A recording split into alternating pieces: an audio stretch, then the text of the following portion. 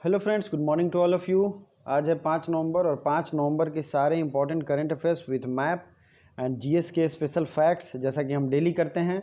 बहुत सारे फैक्ट्स मैं रिवीजन कराऊंगा। सारे इंपॉर्टेंट फैक्ट्स आपकी किसी भी एग्ज़ाम के लिए बहुत ही ज़्यादा ज़रूरी है, चाहे वो एंट्रेंस हो या आपका कॉम्पिटिटिव एग्ज़ाम्स हो।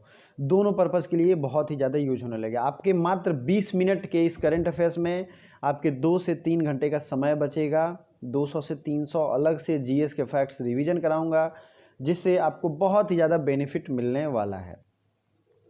अब डिस्क्रिप्शन में इंस्टाग्राम, फेसबुक और टेलीग्राम का लिंक है। अगर आप मुझसे कुछ डायरेक्ट क्वेरीज पूछना चाहते हैं तो इंस्टाग्राम, फेसबुक पे आप कांटेक्ट कर सकते हैं। इंस्टाग्राम पे हैं या फिर फेसबुक पे। अदरवाइज टेलीग्राम ज़रूर ज्वाइन करें, क्योंकि इस पे आपको पीडीएफ सारे फॉरवर्ड किए जाते हैं, जिससे आप रिवीजन कर पाएँ। फ्री पीडीएफ जितने भी हैं सब कुछ इस पे दिए जाते हैं।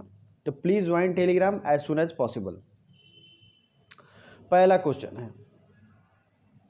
नोंग पोक सेकमाई, क्या नाम है इसका?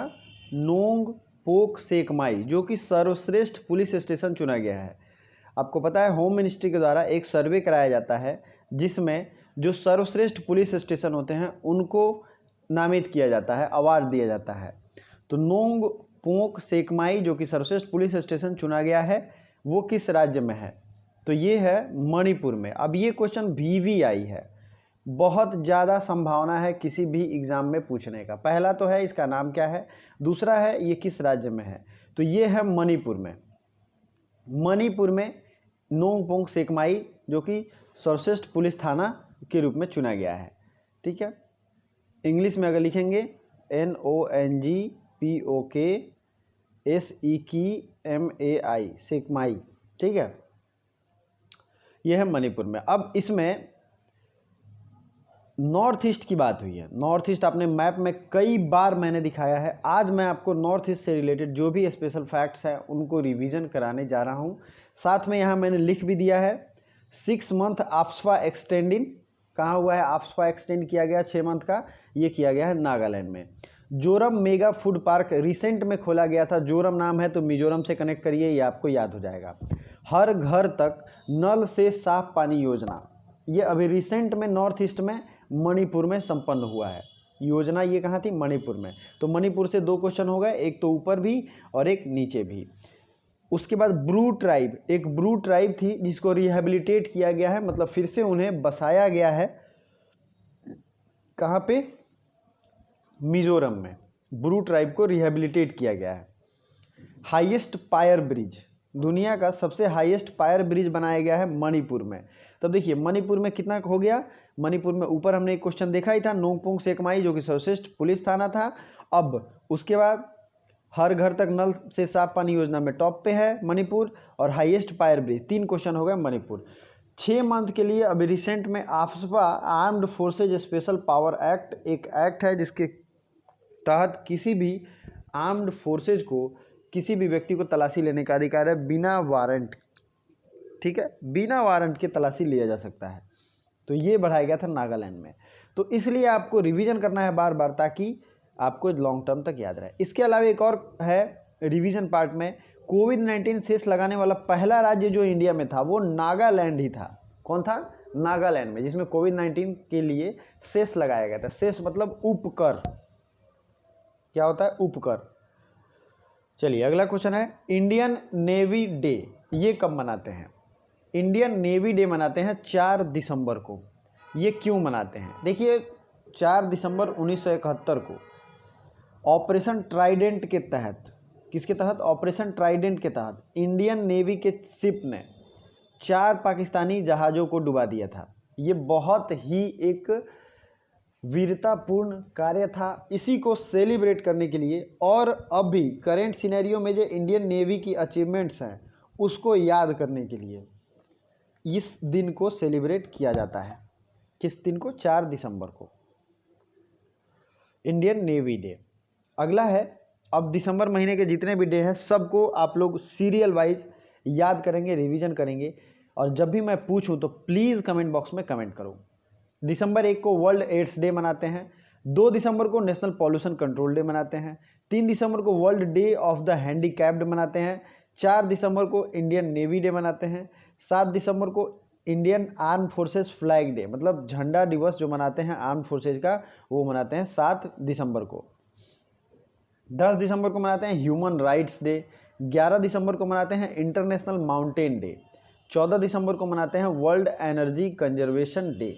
16 दिसंबर को मनाते हैं विजय दिवस। 18 दिसंबर को माइनॉरिटीज राइट्स डे, माइनॉरिटी जो भी हैं, SC ST हैं, मुस्लिम हैं, जैन हैं, क्रिश्चियन हैं, इनके राइट्स का दिवस है 18 दिसंबर।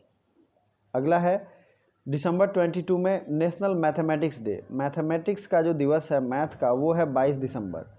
23 दिसंबर को है किसान दिवस, फार्मर्स डे। ये कब है? 23 दिसंबर को। कंज्यूमर डे है नेशनल 24 दिसंबर को, और 25 दिसंबर को है क्रिसमस डे। तो ये लगभग, इसके अलावा 3 दिसंबर को इंटरनेशनल डे ऑफ डिसेबिलिटी, जो डिसेबल हैं उनके लिए दिवस मनाते हैं 3 दिसंबर को। और भी इम्पॉर्टेंट डेज जो हैं वो मैं रिवीजन कराता रहूँगा। इससे पहले वीडियो में आगे बढ़ने से पहले, अगर ये वीडियो सीरीज आपको अच्छी लगती है तो वीडियो को लाइक भी करना चाहिए और शेयर भी करें व्हाट्सएप फेसबुक के थ्रू। भाषण 4 आइलैंड इज सिचुएटेड। अभी देखिए भाषण 4 द्वीप है क्या। अभी आपने रोहिंग्या क्राइसिस का नाम सुना होगा। रोहिंग्या जो एक ट्राइब थी, मुस्लिम एक मेजॉरिटी हैं इसमें, इनको एक तरीके से प्रताड़ना के साथ और वायलेंस के साथ इनको अपने होमलैंड से भागना पड़ा था। तो फिर से बांग्लादेश सरकार इनको अपने देश में वापस बुला रही है। तो वो जिस जगह पे बुला रही है उसे ही कहते हैं बांग्लादेश में भाषण 4 आइलैंड। उस जगह का नाम क्या है? भाषण 4 द्वीप। ये आपको समझना होगा क्योंकि इसका इम्पोर्टेंस है। भाषण 4 आइलैंड ये कहाँ है? ये है बांग्लादेश में। अब बांग्लादेश देख लीजिए आप कहाँ पे है। ये रहा बांग्लादेश। बांग्लादेश की राजधानी है ढाका और टका यहाँ की करेंसी है। ठीक है, बांग्लादेश की राजधानी है ढाका, टका यहाँ की करेंसी है। नेपाल की राजधानी है काठमांडू, भूटान की राजधानी है थिम्पू। ये सब पड़ोसी के देश हैं। अब एशिया की यहाँ बात हो रही है, तो हम लोग एशिया से रिलेटेड जो भी फैक्ट्स रिसेंट में न्यूज़ में भी हैं और जो एग्ज़ाम में बार बार पूछे जाते हैं वो हम लोग देख लेंगे। ठीक है, चलिए सबसे पहला ये है बर्मा। बर्मा पुराना नाम था, नया नाम इसका क्या है? म्यांमार। म्यांमार की राजधानी है नैपीडाउ, नैपीडाउ। और क्यात यहाँ की करेंसी है। क्या है करेंसी? क्यात, बर्मीज़ क्यात। वियतनाम, वियतनाम की राजधानी है हनोई और डोंग यहाँ की करेंसी है। ज्योग्राफी के प्लेलिस्ट में मैंने राज्य और राजधानी पे एक वीडियो भी बनाया था और उसका PDF भी शेयर किया था बहुत पहले। और अब लगभग रीड एंड रिवाइज सीरीज एक शुरू होने का पूरा प्रोग्राम रेडी हो चुका है। मोस्ट प्रोबेबली ये वीडियो आज ही आएगी। इसमें मैं पूरा बताऊंगा कि आपको कौन से चैप्टर पढ़ने हैं और उस चैप्टर पे मैं रिवीजन के लिए प्रैक्टिस सेट लेकर आऊँगा। जो भी चैप्टर उसमें कहा जाएगा आपको उसे पढ़ के रिवीजन करना है और एक डिफिनिट टाइम पे प्रैक्टिस सेट आएगा, उसे प्रैक्टिस करना है। ठीक है, मैं आपको डिटेल में उसकी एक अलग वीडियो में बताऊँगा। फिलीपींस की राजधानी है मनीला और पेसो यहाँ की करेंसी है, पेसो। और एशियन डेवलपमेंट बैंक का आपने नाम सुना होगा। इसका हेडक्वार्टर कहाँ है? फिलीपींस की राजधानी मनीला में। ठीक है, अगला है मलेशिया की राजधानी कहाँ है? कुआलालंपुर। ठीक है, उसके आगे इंडोनेशिया है। इंडोनेशिया में अभी रिसेंट में एक ज्वालामुखी भी फटा है जो कि हम लोग पढ़ेंगे अभी। इंडोनेशिया की राजधानी पहले थी जकार्ता, अब इसको चेंज कर दिया गया है ईस्ट कालीमंतन या पूर्वी कालीमंतन, इसकी नई राजधानी है। ठीक है, इंडोनेशिया की नई राजधानी क्या है? पूर्वी कालीमंतन।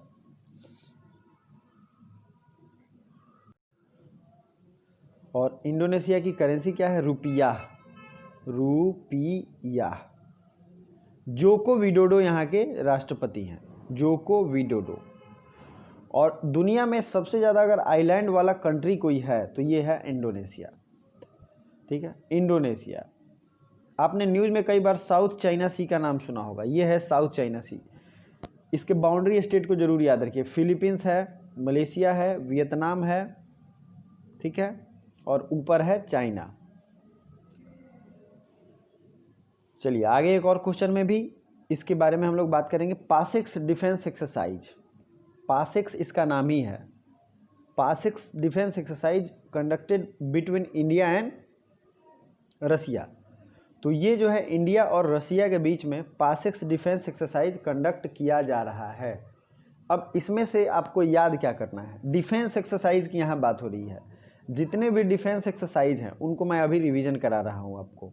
उससे पहले देख लेते हैं रसिया को मैप में। रसिया पूरे वर्ल्ड का एक ऐसा देश है जो कि 2 कॉन्टिनेंट में पड़ता है, एशिया से लेके यूरोप में। और इसी रसिया के बाउंड्री पे है Ural mountain. Ural mountain Asia को यूरोप से अलग करता है। ठीक है। एशिया की सबसे लंबी नदी कौन है? यांगटी सिक्यांग नदी, जो कि चाइना से बहती है। दुनिया की सबसे लंबी नदी कौन है? वो है नील नदी। लेकिन दुनिया की सबसे बड़ी नदी कौन है? अमेजन नदी है। ठीक है। दुनिया की सबसे बड़ी नदी है अमेजन, सबसे लंबी नदी है नील। उसके बाद अगर आपको याद करना हो तो कौन कौन से फैक्ट्स को आप याद करेंगे जो कि एग्जाम ओरिएंटेड हो, तो ध्यान रखिए। इंडिया की बाउंड्री सबसे ज़्यादा लगती है किससे?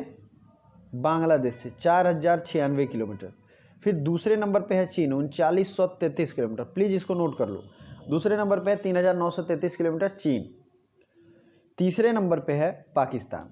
ये आपको ध्यान रखना। ये मत समझना कि सबसे ज़्यादा बाउंड्री लड़ते हैं हम लोग सबसे ज़्यादा पाकिस्तान से, तो पाकिस्तान से लगी है, ऐसा नहीं है। इंडिया की बाउंड्री अफगानिस्तान से भी लगती है, POK से, पाकिस्तान ऑक्यूपाइड कश्मीर से। चलिए, ये तो हो गई मैप की बातें। अब बात करते हैं डिफेंस एक्सरसाइज की। तो जिन्हें भी थोड़ा अच्छे से नोट्स बनाने हैं वो प्लीज़ एक पेन और पेपर लेके बैठेंगे। पहला जो मैं डिफेंस एक्सरसाइज रिवीजन कराऊंगा वो है इंद्रधनुष। इंद्रधनुष 5वें का आयोजन हुआ है भारत और ब्रिटेन के बीच में। इंद्रधनुष है, याद रखिएगा। मैंने ट्रिक के रूप में बताया था, जिस भी के नाम में इंद्र लगा है वो भारत और रूस के बीच में होता है, लेकिन ये इंद्रधनुष है तो किसके किसके बीच में होता है? भारत और ब्रिटेन के बीच में। अजय वारियर, ये भी भारत और ब्रिटेन के बीच में होता है, अजय वारियर। ठीक है। पासेक्स आपने देख लिया अभी। फिर बात करेंगे, रिसेंट में हुआ था सारेक्स, SAREX। ये एक्सरसाइज हुआ था भारत में ही तटरक्षक बल मतलब इंडियन कोस्ट गार्ड ने किया था। ठीक है। अब बात करते हैं मित्र शक्ति। मित्र शक्ति ये किसके किसके बीच में होता है? ये होता है भारत और श्रीलंका के बीच में। शक्ति किसके बीच में होता है? सिर्फ शक्ति नाम है। शक्ति होता है भारत और फ्रांस के बीच में। मिलन एक्सरसाइज हुआ था रिसेंट में विशाखापत्तनम। आप याद करिए, मिलन एक्सरसाइज में दुनिया के बहुत सारे देश ने पार्टिसिपेट किया था, मिलन एक्सरसाइज। कावकाज एक्सरसाइज जो है ये बहुपक्षीय था, मल्टीलैटरल था और थल सेना के बीच में हुआ था। ठीक है। लेकिन ये रूस में हुआ था, इंडिया ने इसमें पार्टिसिपेट किया था। संप्रीति ये एक्सरसाइज भारत और बांग्लादेश के थल सेना के बीच में होती है। भारत और उज्बेकिस्तान के बीच में होती है दस्तलिक। सिर्फ सुनते भी रहेंगे तो आपको याद होगा। हैंड इन हैंड किसके बीच में होता है? भारत और चीन के बीच में। भारत और उज्बेकिस्तान के बीच में होता है दस्तलिक। ठीक है। धर्म गार्डियन ये होता है भारत और जापान के बीच में। वज्र प्रहार, टोटल रिवीजन कराऊंगा मैं। वज्र प्रहार ये होता है भारत और किसके बीच में? अमेरिका के बीच में। युद्ध अभ्यास भारत और अमेरिका के बीच में ही होता है।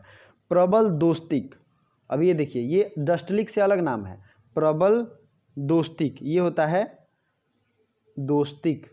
मैं इन सब का एक नोट्स भी बना के PDF के रूप में रखूँगा, टेंशन आप लोग मत लीजिए। प्रबल दोस्तिक है भारत और कजाकिस्तान के बीच में, प्रबल दोस्तिक।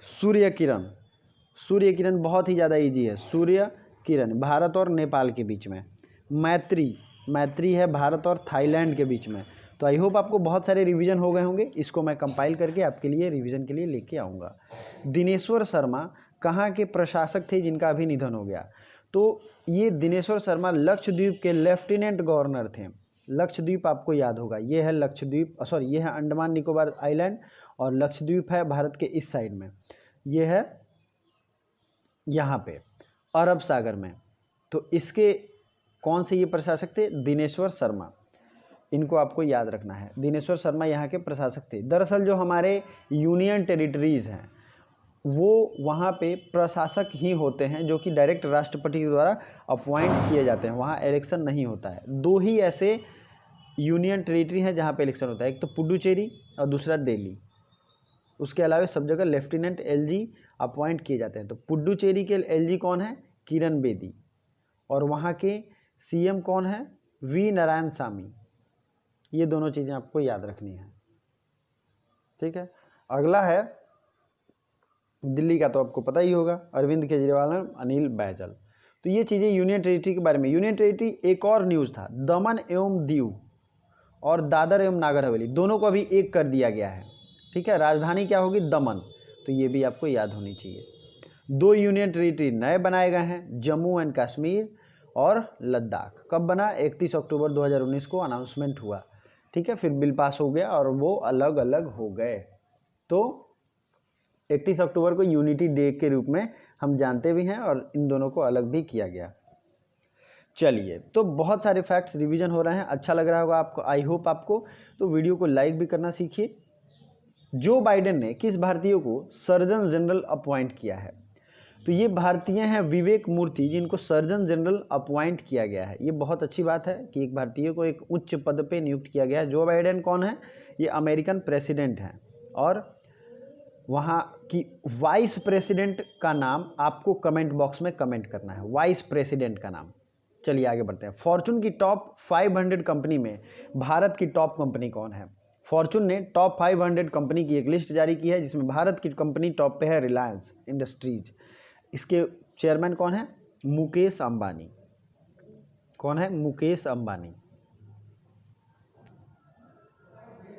अगला क्वेश्चन, एयर डिफेंस मिसाइल आकाश का सफल परीक्षण किसके द्वारा किया गया? एयर डिफेंस मिसाइल आकाश का सफल परीक्षण किया गया इंडियन एयरफोर्स के द्वारा। इसकी स्थापना कब हुई थी? 8 अक्टूबर 1932 को। तो 8 अक्टूबर को कौन सा डे मनाते हैं? Air force day. नेवी डे मनाते हैं 4 दिसंबर को, और थल सेना दिवस मनाते हैं 15 जनवरी को। अब बात आपको समझ में आ गई होगी। एयरफोर्स के हेड यानी कि एयर चीफ मार्शल अभी कौन है? RKS भदौरिया। किसी ने कल कमेंट किया था कि जितने भी सर अपॉइंटमेंट हुए हैं उन्हें एक जगह PDF में कंपाइल करके और एक अलग से वीडियो लाइए। जरूर लाऊंगा दोस्त, थोड़ा सा पेशेंस रखिए, और डेली रिवीजन के साथ अलग अलग पर्टिकुलरली वीडियोस वो भी आएंगे, आपको थोड़ा पेशेंस रखना होगा, ठीक है। स्टेफनी फ्रॉपर्ट पुरुषों के मैच में रेफरी बनने वाली पहली महिला बनी है चैंपियंस लीग में, ठीक है। चैंपियंस लीग में स्टेफनी फ्रॉपर्ट पुरुषों के मैच में रेफरी बनेंगी, जो कि मैच कौन सा होगा? चैंपियंस लीग, इनमें ये बनी है। तो ये किस देश की हैं? पहले तो इनका नाम याद रखिए, स्टेफनी फ्रॉपर्ट, स्टेफनी फ्रॉपर्ट। और यहाँ इनका फ्रेंच नेम भी है, स्टेफनी फ्रापार्ट। अगर आप पढ़ेंगे यहाँ पे तो फ्रापार्ट। ये फ्रांस की हैं, फ्रांस की राजधानी है पेरिस, और यहाँ की करेंसी है यूरो। और ये किस नदी के किनारे है? सीन नदी के किनारे। फ्रांस जो है किस नदी के किनारे है? पेरिस सीन नदी के किनारे। चलिए आगे बढ़ते हैं। Mount Semeru is in which country? अब ये माउंट सेमेरू है क्या? माउंट सेमेरू जो है ये एक रिसेंट का ज्वालामुखी है, ज्वालामुखी, रिसेंट का ज्वालामुखी है माउंट सेमेरू। इंडोनेशिया में है। कहाँ पे है? इंडोनेशिया में। रिसेंट का ज्वालामुखी है। इस ज्वालामुखी से अभी रिसेंट में बहुत सारे राख और लावा निकलने शुरू हुए हैं, इसलिए ये न्यूज़ में छाया हुआ है। तो इंडोनेशिया की राजधानी कहाँ थी? जकार्ता, जो कि अब चेंज हो गई है, ठीक है। अगला क्वेश्चन, RBI ने अभी कॉन्टैक्टलेस पेमेंट की राशि बढ़ाकर कितने कर दी है? Recently RBI has upgraded it's payment level of contactless payment. तो वो किया है 5000। पहले सिर्फ 2000 तक कॉन्टैक्टलेस पेमेंट आप कर सकते थे, लेकिन अब 5000 तक कॉन्टैक्टलेस पेमेंट कर सकते हैं। कार्ड के ऊपर जिसके ऐसे ऐसे निशान बनाया होता है, आपने देखा भी होगा, आपके कार्ड के ऊपर भी होगा, वो कॉन्टैक्टलेस पेमेंट कर सकते हैं। तो ये इसकी राशि बढ़ा दी गई है 5000। अब क्वेश्चन ये पूछा जाता है कि RBI की स्थापना कब हुई थी? तो RBI की स्थापना के लिए एक्ट आया था 1935 में, और इसकी स्थापना हुई थी 1935 में ही, 1 अप्रैल 1935 को। साथ ही साथ इसका राष्ट्रीयकरण हुआ 1949 में। अभी इसके 25वें प्रमुख हैं, मतलब RBI के गवर्नर हैं, उनका नाम है शक्तिकांता दास। बात समझ में आई? तो ये जरूरी है। 9th सैंड आर्ट फेस्टिवल, 9वां सैंड आर्ट फेस्टिवल कहाँ मनाया गया? तो ये सैंड आर्ट फेस्टिवल ओडिशा में ही मनाया जाता है। अब पुराने कुछ करंट अफेयर्स को हम लोग रिवीजन करेंगे और आपके लिए कमेंट बॉक्स में क्वेश्चन कमेंट करना है। चलिए शुरू करते हैं। चलिए, विश्व में पहला देश जिसमें कोरोना वैक्सीन को मान्यता दिया है तो ये है ब्रिटेन। साइक्लोन वेरी अगर इंडिया में लैंड करती है तो वो कहाँ करेगी, लैंडफॉल होगा इसका तमिलनाडु में। नेक्स्ट क्वेश्चन है which country signed an agreement on intellectual property with India, तो ये है यूएस। विश्व कंप्यूटर साक्षरता दिवस ये कब है, तो विश्व कंप्यूटर साक्षरता दिवस का जो भी राइट आंसर होगा आपको कमेंट बॉक्स में कमेंट करना है। Please comment in the comment box with full detail. अगला क्वेश्चन रिवीजन कर लेते हैं। कौन सा राज्य अंगदान में सर्वश्रेष्ठ प्रदर्शन किया है, तो यह है तमिलनाडु। सुलभ पुलिस स्टेशन कहाँ खोला गया है, पुणे में। देव दीपावली कहाँ मनाया गया, वाराणसी। छत्तीसगढ़ के नए मुख्य सचिव कौन है, अमिताभ जैन। 2030 तक एड्स को पूरी तरह खत्म करने का लक्ष्य किसने रखा है, तो ये रखा है मध्य प्रदेश ने। और इतने स्कीम्स जो थे हमने कल आपको रिवीजन करवाए थे। छोटे जानवरों के लिए इको ब्रिज कहाँ बनाया जाएगा, तो इको ब्रिज बनाया जाएगा उत्तराखंड में। एक मुफ्त बिजली बिल निपटाने का शुरुआत किसने किया था, गोवा ने। अंतर्राष्ट्रीय दिव्यांगजन दिवस कब मनाया गया, तो ये मनाया गया 3 दिसंबर को। ग्लोबल टेररिज्म इंडेक्स में 2020 में टॉप पर है Afghanistan. Health care future summit का पहला संस्करण कहाँ पे आयोजित किया गया, ये भी क्वेश्चन आपको कमेंट बॉक्स में कमेंट करना है, तो दोनों जरूर कमेंट करिए। कंप्यूटर लिटरेसी डे और फ्यूचर समिट हेल्थ केयर का कहाँ आयोजित किया गया, फर्स्ट समिट। चलिए thank you so much for watching. कोई भी सजेशन हो जरूर दीजिए, बहुत अच्छा लगेगा मुझे। थैंक्स।